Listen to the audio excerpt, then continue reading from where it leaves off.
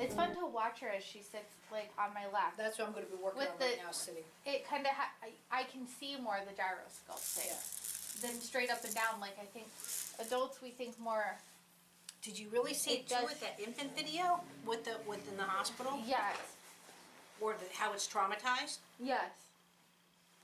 That little baby boy all wrapped up. I was like, goodness, I don't know how. And the foam on down each side. I was like, I don't know how she feels anything through all that padding. Well, I have a lot of people that never get recommended to me because they're obese.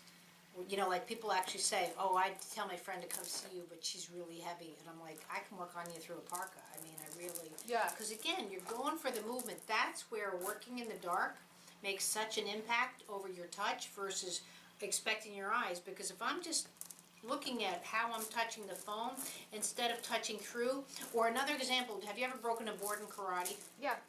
Okay, you know how they say the hand has to go through the board. You have to, and if you stop at the board, you're going to hurt your hand instead of hurting the board. Right. It's the same thing with touch. You have to touch in a way that, not with that same velocity as going through a board. Right. But I have to touch her in a way that, like, so let's see if I can do it.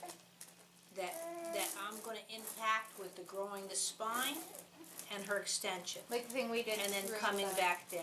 Through the sit bone where it traveled all the way up your back. So there she goes. Now she's more responsive, so she's allowing me to bring herself up, and then I'm coming back down.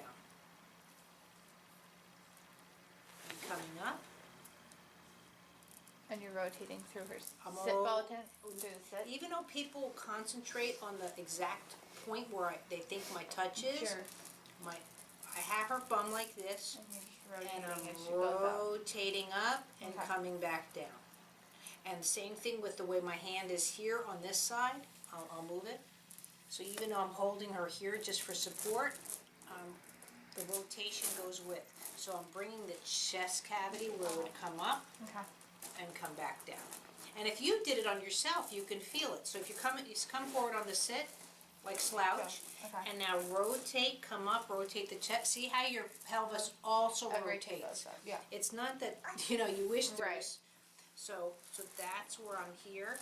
But guess what? Right there, this is her coming over the feet and the knees for pre-crawl. Now, I'm not saying she's going to go crawl today, but that whole rotation is how an infant works. So see, she comes over onto all fours and comes back down. So just being able to do it in sitting is just a precursor. To being able to. So it's like reading a book. You've got the chapters and so forth. This is just one of her little highlights on her chapters of what's to come. But also, too, you see how nice the feet are? So that she's going over her ankles. Now, at this point, if the ankles were stiff, then this knee would be in more. You'd start seeing more habitual Where it would movement come. pattern. So if the knee was in more, now I would have more time or harder time rotating that pelvis. Whereas, see, her leg is much freer. Because there's no place for her belly to go and everything else Right. to go with the knee in the way.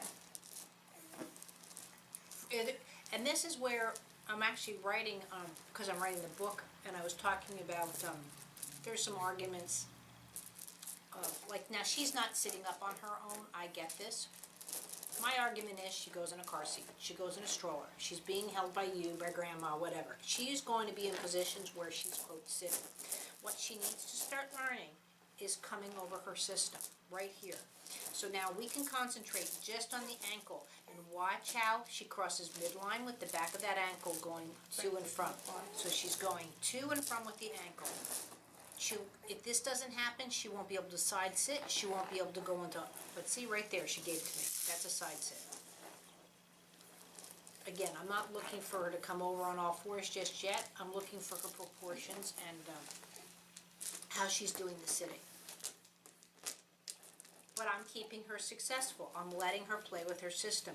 So there's a lot of beliefs, and I was originally taught this, if the child is not ready for this developmentally, then you don't put them in this position. Now, I get it. I'm not going to put her in this and let her walk away. I risk scoliosis, weakness in the spine. I totally understand that. But see, now all on her own, she's starting to play with the extension and bring herself up. Well, and in ways that are actually functional, right? Right. Like, I remember you saying you don't let a kid stand in a position where they'd not be successful Right. in real life. But also what she's learning to do too, as the ankles free up in this position, so is her chest cavity and her head. So see how she can float? I can rotate that whole chest cavity. Now see how her feet, even in this position, are doing a counterbalance.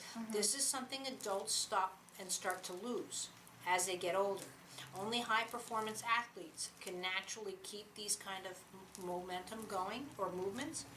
And then that's where if they injure themselves, they don't realize it because it's a real natural function in their system. And so they think, oh, I'm getting old, I can't get up like I used to. But this is where you need to go back to, is just that sophistication and counterbalance being more evident in the system. But if you go watch Cirque du Soleil and you turn off the volume and you're just watching them, their counterbalance is supreme.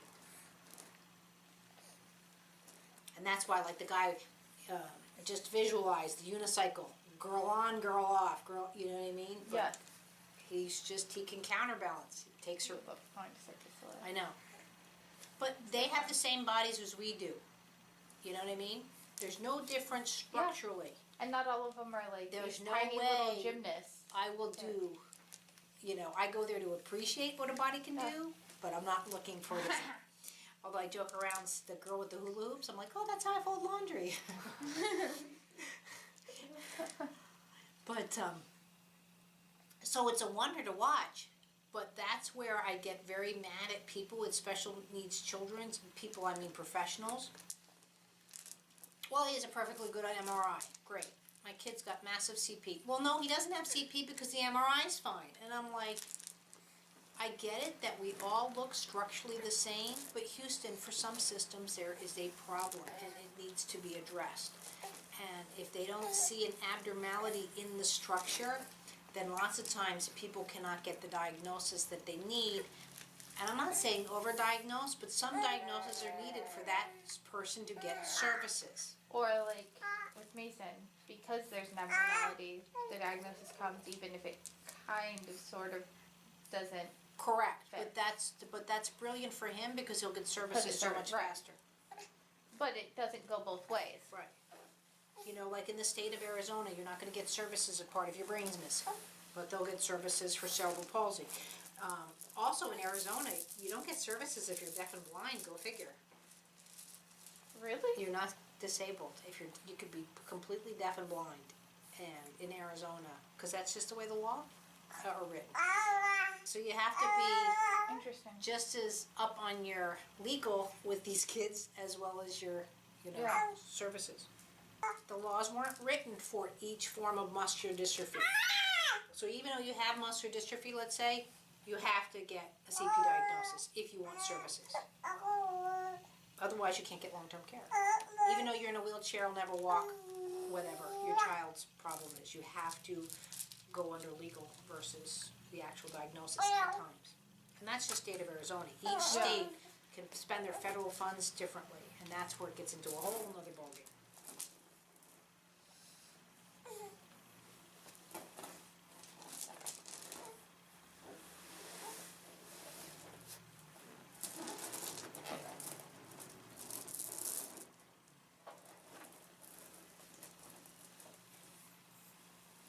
See if she's going to let me work on that. The rolling over. Rolling over rotation.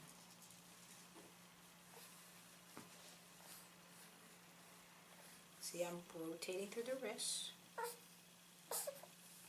Boom. Yeah, how'd that happen? How'd that happen? She was reaching for something and holding my hand at the same time, so I just took her wrist with me, and she was like, whoa, that was easy. It was like the lightest she's ever felt doing it. Yeah. And then you can do this, see, shoulder up, whip, and boink, and boink. Is that fast?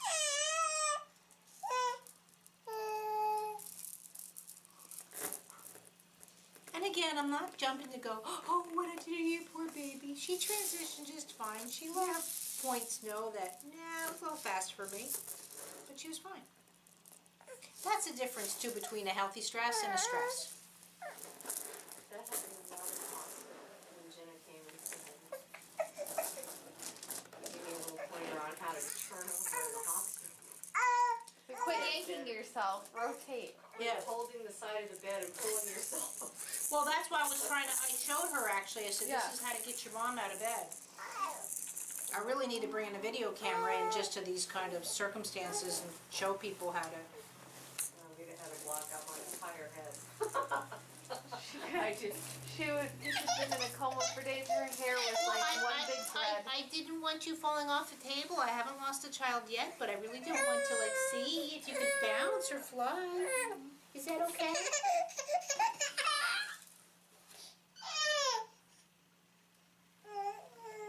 She's like, Mama, Mama, Mama. Oh, that's better than Mama. That's Sparkles.